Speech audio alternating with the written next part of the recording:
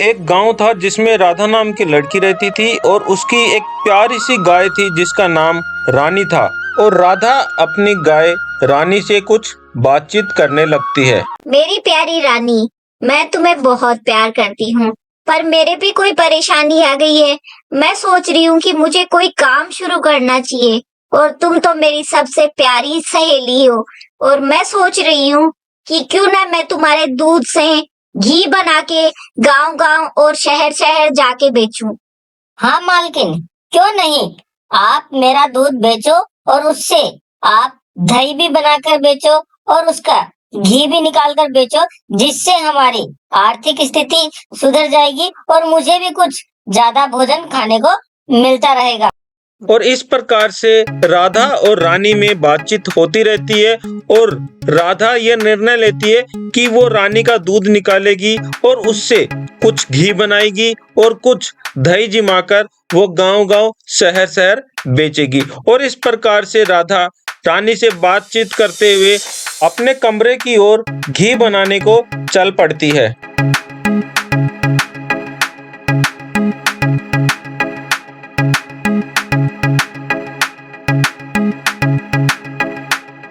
और इस प्रकार से राधा रोज सवेरे जल्दी उठती और अपनी गाय का दूध निकालकर वो उससे घी बनाकर गांव-गांव शहर-शहर बेचने लगी।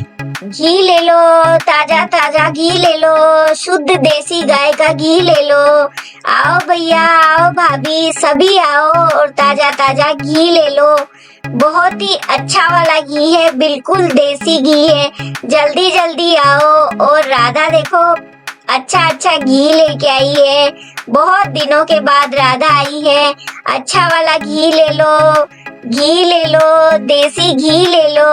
और ऐसे राधा ने गांव-गांव जाकर घी बेचना शुरू किया। घी ले लो, शुद्ध देसी गाय का घी ले लो। अच्छा अच्छा घी ले लो।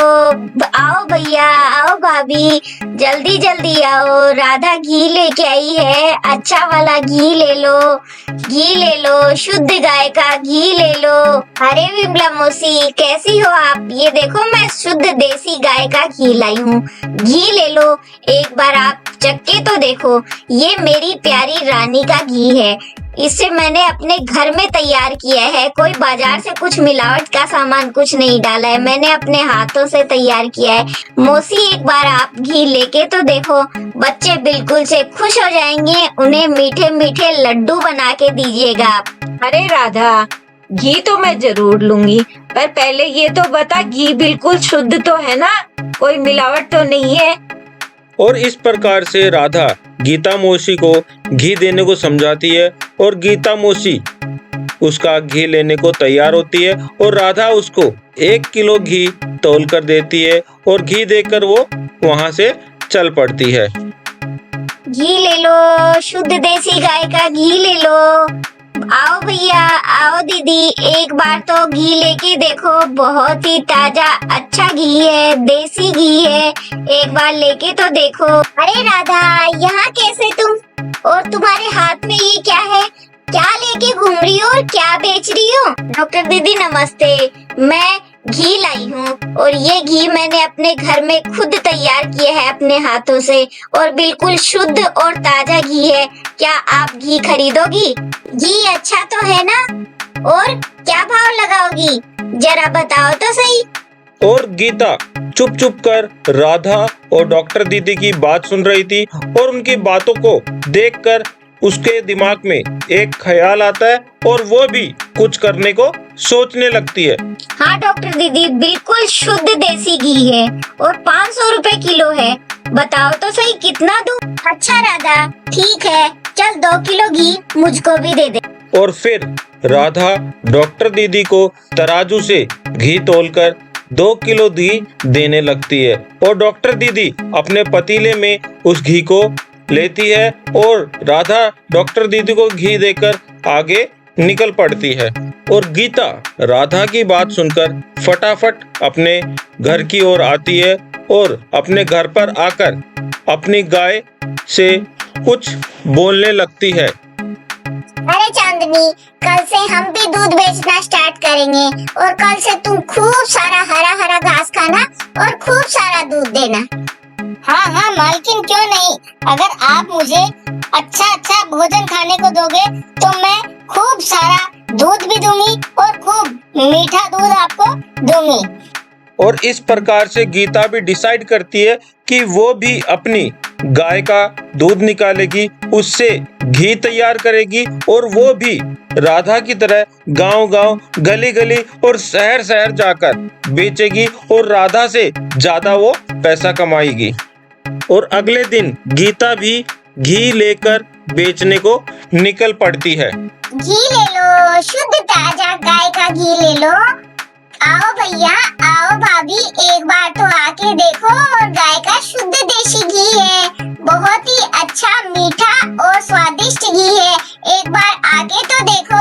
अरे विमला मौसी, घी लाई हूँ, घी ले लो, शुद्ध और ताजा घी है। अरे गीता, मैं तो राधा से ही घी लेती हूँ और वो हर सप्ताह की सप्ताह घी देने आती है और उसका घी बहुत ही अच्छा है। अरे मौसी, लेकर तो देखो, राधा से अच्छा घी है, राधा से सस्ता घी है और आधे दाम में है। क्या आधे दाम में? सच बोल रही हो? आधे दाम में दे रही हो तो चलो 1 किलो दे दो। और इस प्रकार से गीता विमला मौसी को 1 किलो घी देकर आगे निकल पड़ती है और वो भी गांव-गांव, गली-गली घी बेचने चल पड़ती है। और वहाँ का जो राजा था वो अपने बच्ची के जन्मदिन के अवसर पर सभी गांव वासियों को भोजन कराने की सोचता है और अपने किसी सिपाही को आवाज लगाता है, रामू इधर आओ, एक संदेश है जो सभी गांव वासियों को देकर आना है और इधर आओ जल्दी करके। आया आया महाराज, अभी आया महाराज, आता हूँ, अभी आ रहा हूँ महाराज। महाराज की जय हो।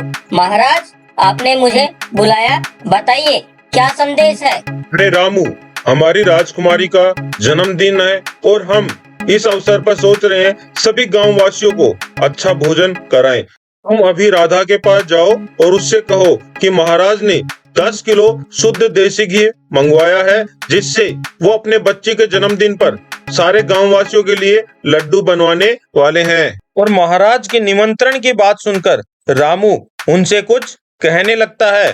महाराज, गुस्ताखी माफ हो, लेकिन ये जो राधा है बहुत ठग है। महाराज, ये सभी गांव वासियों को ज्यादा पैसे में अपना घी बेचती है।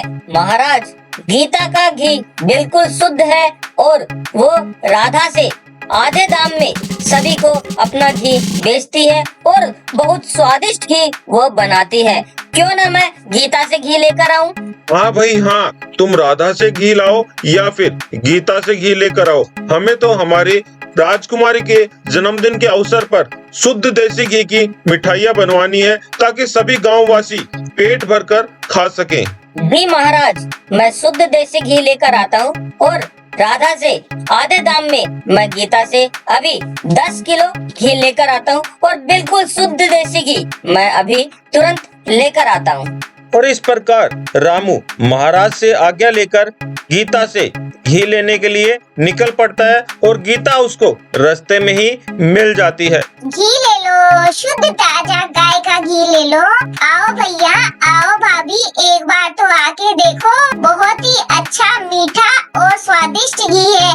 अरे गीता, मैं तुमको ही ढूंढता हुआ आ रहा था। महाराज ने कहलवाया है कि 10 किलो घी महाराज को चाहिए। उनकी राजकुमारी का जन्मदिन है, जिस अवसर पर वो सभी गाँव वासियों को अच्छे और शुद्ध देसी घी की मिठाइयाँ खिलाना चाहते हैं। और गीता रामू की बात सुनकर कुछ सोचने में पड़ जाती है और वो अपने घी के अंदर उबले हुए आलू और वनस्पति तेल मिलाकर रामू को दे देती है, जिससे उसको ज्यादा पैसा मिल सके। और इस प्रकार से गीता रामू को 10 किलो मिलावट वाला घी थमा देती है। गीता द्वारा दिए गए घी की मिठाइयाँ खाकर सभी गांववासी और राजकुमारी बीमार पड़ जाते हैं और राजकुमारी की ऐसी हालत देखकर राजा रामू पर चिल्लाते हुए बोलते हैं, रामू रामू इधर आओ। और रामू दौड़ता हुआ महाराज के पास पहुंचता है। आया महाराज, आया महाराज, आया महाराज।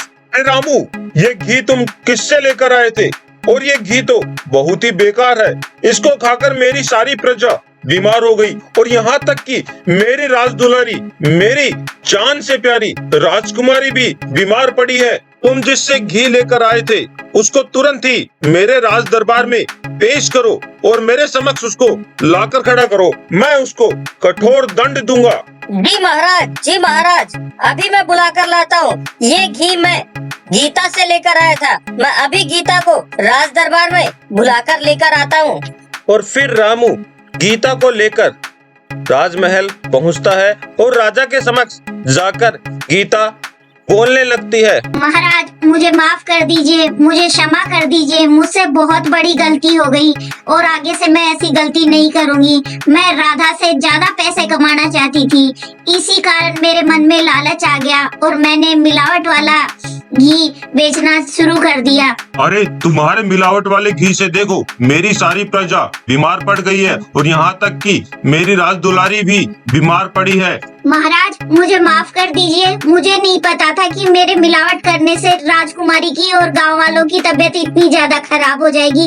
मुझे अपनी गलती पे बहुत पछतावा है और मैं वादा करती हूँ कि मैं आगे से कभी भी ऐसा नहीं करूँगी।